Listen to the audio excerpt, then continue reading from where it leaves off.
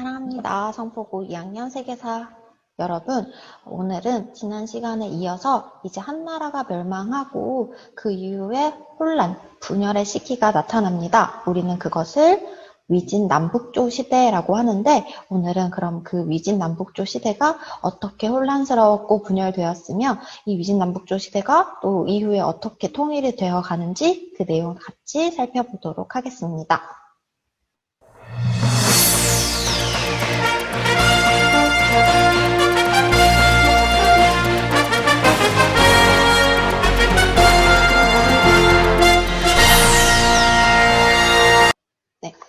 자, 그래서 오늘은 우리 뉴스 형식으로 위진남북조 시대를 같이 살펴보도록 하겠습니다.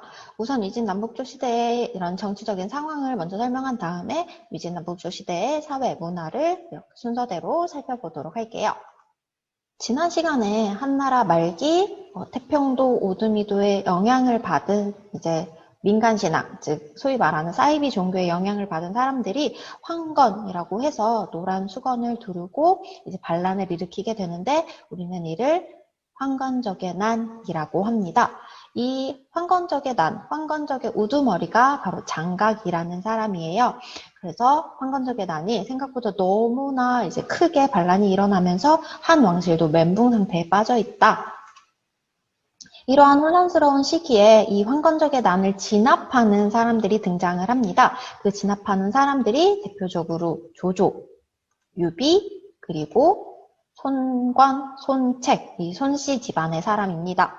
이러한 사람들이 등장을 하는 이러한 영웅호걸의 시기, 바로 이들이 등장하고 성장할 수 있었던 배경이 바로 황건적의 난을 진압하는 과정에서 이들이 이렇게 성장을 했고 이후에 위초고라는 나라를 세우게 됩니다. 그렇다면 이 위초고 삼국시대에서 이 삼국을 통일하는 자 바로 누구일까? 여러분들 혹시 아시나요? 우리는 삼국지에서 아무래도 유비가 제일 유명하다 보니까 당연히 유비네가 통일한 거 아닐까라고 생각을 합니다. 하지만 실제 통일한 사람은 바로 방금 봤던 위나라의 조조, 그 조조의 아들 조비가 나라를 통일하게 됩니다. 조비가 나라를 통일을 해서 위나라를 세우지만 그 역시도 금방 이제 멸망을 하게 되고 그 아래 신하였던 이 사마씨가 진나라를 세우게 되어요. 그래서 이 진나라, 위진 시대다라고 보시면 되겠습니다. 한편으로 이렇게 황건적의 난으로 위초고 삼국시대 혼란스러웠고 그것을 위나라가 통일했고 이어서 진나라가 이제 새로 통일을 하는 그런 시대인데 한편 북쪽에서는 여러 유목민들이 이렇게 등장을 합니다. 사실 유목민들도 이제 상황을 봐가면서 쳐들어와요.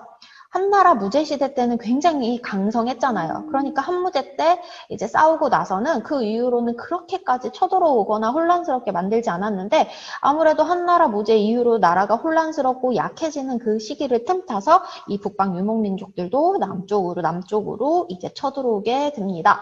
그래서 북방의 유목민들 무려 선비, 흉노, 저, 갈강 5개의 유목민들이 쳐들어왔다. 그래서 5호라고 하고요. 이 5개의 유목민들이 총 16개의 국가를 멸망시켰다, 세웠다. 이래서 5호 16국 시대다라고 얘기를 합니다. 여기 방금 봤던 이 가계도에 여기 5호 16국이 바로 이 5개의 오랑캐가 총 16개의 국가를 흥망성쇠했다라고 해서 이 시기를 5호 16국이다라고 보시면 되겠습니다. 이렇게 56국 바로 이 북쪽 이 황하강 근처를 이제 침략해오고 있다라는 모습을 볼 수 있어요. 원래는 이 북방 유목민족들은 이 위에 초원지대에 살고 있던 사람들이에요. 이 초원지대에 살고 있던 사람들이 뭐 먹을 거나 이런 것들을 얻기 위해서 만리장성 아래쪽으로 넘어오는 시기가 바로 이 5호 16국 시대이고 이들 중에 위라는 나라가 이 혼란스러운 지역을 통일했다라고 보시면 됩니다. 그럼 여기에 살고 있던 한족들은 바로 밑으로 내려가게 된다. 그래서 아까 사마씨가 세웠다라는 그 진나라가 이제 이 오랑캐들에 의해서 쫓겨나서 아래로 내려와서 동진이라고 나라의 이름을 바꾸게 되고 이 동진의 수도가 여기 여기 약간 가려져서 안 보이는데 바로 난징이라고 보시면 됩니다. 그래서 이 북이는 이제 나름 오랑캐 나라인데 굉장히 강력해요. 특히 이 북이의 7대 황제인 효문제가 5살에 즉위를 하는데 처음에는 아무래도 이제 왕비가 수렴청정이라고 하죠. 수렴청정을 하다가 이제 이 사람이 10대가 되면서 이제 이 사람이 직접 정치를 하게 되어요. 이 사람이 직접 정치를 하면서 여러 가지 정책을 펼치는데 가장 그 대표적인 정책이 균전제라는 정책입니다.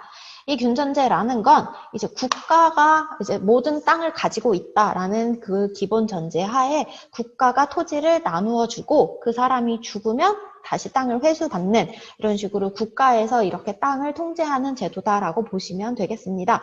지금은 사유재산인데 이 당시에는 그런 사유재산의 개념이 별로 없었기 때문에 이 토지를 국가가 가지고 있고 이를 백성들에게 나누어 주는 제도를 균전제라고 합니다. 그래서 당나라 후기까지 균전제를 바탕으로 이제 영토를 국가에서 통제했다라고 보시면 됩니다. 그리고 이 효문제의 가장 대표적인 정책은 한화 정책입니다. 이들의 출신은 북방 오랑캐예요. 이 북방 오랑캐인데 지금 살고 있는 곳은 한족이 살고 있는 화북 지역이란 말이에요. 그래서 이 사람들은 우리가 계속 북방 오랑캐의 관습을 가지고 있으면 안 된다. 우리가 지금 한족의 영토에서 살고 있으니까 우리도 한족의 그런 문화를 따라야 된다라고 해서 한족이 되는 정책이라고 해서 한화 정책을 펼치게 되어요. 대표적인 이렇게 4가지를 살펴보는데 원래 이 사람들은 탁발씨였습니다. 이 사람 이름이 탁발괭인가? 이래요. 탁발괭인데 이 사람들이 우리도 한족의 성씨를 따르자. 그래서 원괭이로 이름을 바꾸게 된다라는 것. 그리고 유복민의 의복과 언어를 사용하기 금지를 시켜요. 그래서 관리들 중에서도 30세 이하의 관리는 무조건 한족의 언어를 사용해야 된다. 이런 북방 유목민족의 언어를 사용하면 안 된다라고 하고 이제 수도 역시도 원래는 그 만리장성 근처의 평성이라는 곳에서 좀 더 한족의 원래 수도 기반이었던 낙양으로 수도를 옮기게 됩니다. 그리고 혼인 정책을 통해서 이제 유목민과 한족의 그러한 이제 혈연적인 유대감을 형성시키는 이러한 한화 정책을 펼친다라는 것까지 보시면 되고 이 북이 효문제의 가장 중요한 게 바로 한화 정책입니다. 하지만 효문제는 굉장히 강력한 왕이었기 때문에 이 한화 정책이 어느 정도 통했어요. 하지만 효문제가 죽고 나서는 이 한화 정책을 당연히 북방 유목민족은 마음에 들지 않아. 우리의 정책성을 없애라는 소리이잖아요. 그래서 효문제가 사망하고 나서는 이 한화 정책에 대해서 불만을 가지는 유목민들이 이제 반란을 일으키게 되면서 결국에는 이 북이가 멸망하게 되는 그러한 수순을 밟게 된다라고 보시면 되겠습니다. 자, 그렇다면 북방의 이제 북이 시대를 살펴봤고 그렇다면 이 남쪽의 시대는 어때했는지 같이 한번 살펴보도록 할게요. 진나라가 이제 이 오랑캐들에 밀려서 남쪽으로 내려왔습니다. 남쪽에 내려와서 물론 이들은 도망 온 거죠. 피해 온 건데 피난을 온 거지만 오히려 이 남쪽이 아무래도 날씨가 따뜻하다 보니까 굉장히 농사가 잘 돼요. 무려 이 지역은 이모작이 가능한 굉장히 농사가 잘 되는 곳이다 보니까 농업 생산량이 이제 급격히 증대하게 되고 경제 발전을 이룩한 시기. 그래서 비록 피난 온 거지만 오히려 이 지역에서 전화위복으로 굉장히 많은 경제 발전을 이룩했다라는 점 기억하시면 되겠습니다. 그리고 이 북쪽의 북이 이러한 북조 시대와 남조 시대의 이제 공통점으로는 이제 관리를 등용할 때 구품중정제라는 방법을 사용을 합니다. 이전에 한나라에서는 향거리 선제라는 추천 제도를 사용했다라고 하는데 이 역시도 추천 제도이긴 해요. 추천 제도이지만 약간 다른 점은 이제 중정관이라는 그 인재 선발관이 1품에서 9품까지 나누어요. 그래서 1품에서 9품까지 나누어서 이 사람들의 그러한 능력 그리고 이 사람들의 인품 이런 것들을 나눠 놓고 이제 차근차근 이제 관리로 채용해 가는 제도이다라고 보시면 됩니다. 하지만 이 역시도 추천 제도이기 때문에 처음에는 정말 괜찮은 사람을 추천했을지 몰라도 시간이 지나면서 점차 이제 그런 귀족들의 자제들을 이제 뭐 인품이나 능력보다 이 사람의 혈연, 뭐 집안의 능력이라고 해야 되나? 집안의 능력? 그런 것들을 보게 되는 그런 문제점들이 생긴다라고 보시면 됩니다. 그래서 이제 한나라의 향거리 선제, 그리고 위진남북조의 구품 중정제, 그리고 그 이후에 이제 이어서 나타나는 수나라에서 이제 과거제가 등장을 합니다. 이렇게 비교를 해보면 한과 위진남북조는 추천제도였다라는 것, 그리고 이 추천제도의 문제점이 바로 가문의 그러한 것들의 배경에 따라서 추천될 가능성이 높아진다라는 것입니다. 우리도 입학사정관제가 있고 수시가 있고 뭐 정시가 있는데 뭐 솔직히 정말 그러한 입학사정관제 뭐 학생부 종합 능력을 잘 사용하면 정말 괜찮은 학생들을 선발해요. 하지만 어딘가에서는 이를 위해서 불법을 저지르는 뭐 교사도 있고 학부모도 있고 이런 문제가 연일 기사로 쏟아지잖아요. 그래서 그러한 추천제도의 문제를 이 한거리 선제, 구품 중정제가 가지고 있었다. 그래서 이러한 문제점을 해결하기 위해서 수나라에서 정말 능력 이걸 보는 시험을 봐서 관리를 선발하는 과거제가 등장했고 이 과거제가 무려 1000년이나 지속되는 시험 제도였고 이는 조선에도 영향을 미치게 되죠. 고려시대에도.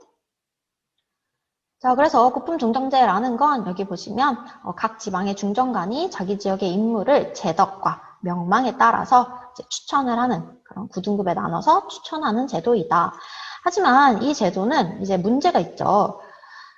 중정관에 따라서 그 높고 낮음이 정해져 있기 때문에 이 중정관한테 뇌물 바치면 높은 등급 얻게 되는 거예요.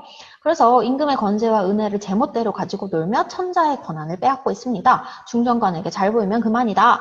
이런 까닭에 상품에는 천한 가문이 없고 다 높은 가문이라는 소리고 하품에는 권세 있는 가문이 없다. 하품은 가문이 낮은 사람들, 돈이 없는 사람들이다. 당연히 상품부터 관리로 선발되기 때문에 높은 가문일수록 관리에 선발될 가능성이 높아졌다. 그래서 이러한 구품 중정제의 이러한 문제점도 살펴보았습니다.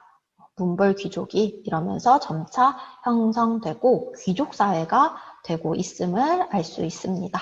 자, 그럼 지금부터는 이 북조, 오랑캐들이 세운 북쪽의 나라인 북조와 그리고 그들에 의해서 밀려 내려온 한족이 세운 남조. 그래서 우리는 위진 남북조라고 하잖아요. 그래서 북조는 오랑캐들이고 이 남조는 그 오랑캐들에 의해서 밀려 내려온 한족이라고 보시면 되겠습니다. 그래서 이들의 문화를 한번 비교해 보도록 할게요. 공통적으로는 둘 다 구품 중정제라는 관리 선발 제도를 통해서 이제 관료를 선발하고 있다라는 거 알 수 있고요. 차이점으로는 일단 북조는 아무래도 이제 북방의 유목민족들이 이 만리장성 아래로 내려와서 활동을 하기 때문에 오랑캐들과 한나라의 문화가 융합되어 있다라는 거 알 수 있습니다. 이 한을 가장 융성하게 했던 대표적인 왕이 바로 북위의 효문제다라고 볼 수 있습니다.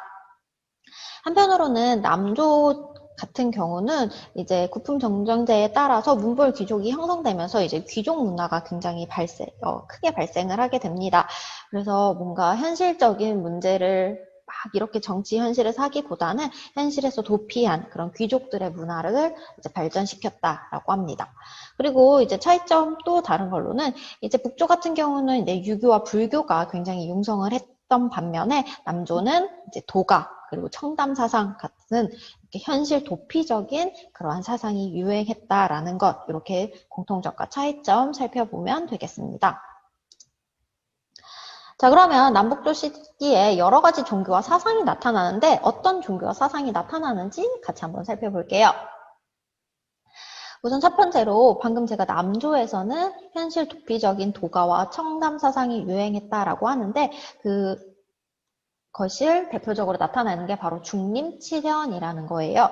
그래서 대나무 밭에서 7명의 이러한 현자들이 놀고 있는 이러한 사진들을 볼 수 있는데 이들은 정치 현실에 뛰어들지 않아요. 정치를 할 만큼 똑똑한 사람들이지만 정치 현실에 뛰어들지 않고 이렇게 현실에서 멀리된 구속되지 않은 자유로운 삶을 살고 있는 그러한 모습을 볼 수 있습니다. 이러한 중림칠현이 바로 청담 사상의 영향을 받았기 때문이다라고 보시면 되고 아무래도 이런 구품 중정제로 인해서 내가 아무리 똑똑해도 정치에 나아갈 수 없는 그러한 현실을 한탄하면서 이러한 사람들이 굉장히 많아지게 되었음을 알 수 있습니다. 자, 그리고 북조에서는 북방 쪽에서는 이제 불교가 융성했다라고 하는데, 북쪽에서는 이 불교를 왕의 종교로 이제 해석을 했어요. 그래서 여기 보시면 대표적으로 윙강석굴에 있는 불상인데 엄청 커요. 엄청 큰데 얼굴을 자세히 보면은 사람의 얼굴을 띠고 있습니다. 이 윙강석굴은 당시 이제 북조를 건국한 태조인 태조의 얼굴을 본따서 만들었다라고 보고요. 그리고 이런 식으로 불교를 통해서 이제 왕의 권위를 높이려고 했던 게 바로 북조의 특징입니다. 그리고 이렇게 불교가 융성하다 보니까 이제 인도에서도 승려가 중국으로 와서 불교 경전을 번역하는 등의 활동을 했다라고 해요. 그 대표적인 인물이 바로 구마라습이라는 인물인데, 인도어, 즉 산스크리트어로 적혀 있는 불경, 굉장히 어려운 언어거든요. 그 언어를 한문으로 번역해서 중국인들에게 전파하고, 그러다 보니까 불교가 처음 중국에 들어온 건 한나라, 비단길을 통해서이지만 이 불교가 이제 활발하게 융성해진 건 바로 이 위진 남북조 시대이다라고 또 보시면 되겠습니다. 그리고 이외에도 중국인 승려 법현이라는 사람이 최초로 인도 순례를 다녀왔다라고 해요. 우리 이제 기독교에서도 산티아고 순례길이라고 해서 그러한 길을 걸어가는, 그래서 그런 행적들을 밟아보는 게 굉장히 큰 의미가 있다라고 하는데, 이 사람도 마찬가지로 불교의 본산이 인도이기 때문에 그 인도의 석가모니가 다녔던 그러한 스팟들을 순례한 거다라고 보시면 되겠습니다. 그리고 이 위진 남북조 시대의 또 다른 특징은 바로 도가, 우리 제자백가 중에 하나였던 도가가 도교라고 종교화가 된 시기예요. 그래서 이전에 한나라 때까지만 해도 태평도, 오두미도 사실 이런 것들 굉장히 사이비 종교 취급을 받았다라고 하는데, 이러한 내용들이 담긴 것들을 체계화시켜서 구겸지라는 인물이 북위에 도교를 종교화했다라고 보시면 됩니다. 그래서 우리 삼신할머니, 삼신각 이런 것들도 다 도교의 일환이라고 보시면 되겠습니다. 그렇다면 이제 남북조 시기의 예술과 문화도 같이 한번 살펴보도록 할게요. 일단 특히 이제 우리가 살펴볼 건 남조의 문화 작품들인데 대부분 현실을 도피하는 그러한 모습들이 많이 보였다라고 해요. 그 대표적인 이제 시인이 도연명이라는 사람이고 귀거래사라는 시를 썼습니다. 이 귀거래사라는 게 말 그대로 나는 벼슬을 버리고 고향, 자연으로 돌아가겠다. 그래서 이것 역시도 중림칠연과 마찬가지로 현실 도피적인 모습을 볼 수 있겠습니다. 그리고 마지막으로 살펴볼 이제 고개지라는 사람이 그린 회화 작품이에요. 그림인데 여사잠도라는 그림입니다. 말 그대로 여사, 이제 여성에 관련된 그림을 그렸다라는 것을 여기 그림의 모습을 통해서 알 수 있습니다. 자, 여기까지 우리가 살펴볼 위진 남북조 시대입니다. 위진 남북조 시대는 진한에 비해는 굉장히 내용이 짧아요. 왜냐하면 아무래도 분열의 시기이다 보니까 내용이 좀 짧은데, 그래도 이러한 분열의 시기가 한번 있었고 이 분열의 시기가 또다시 재통일이 되어요. 이 재통일을 한 나라가 바로 수나라라고 해서 우리 한국사 시간에도 아마 많이 들어본 나라일 겁니다.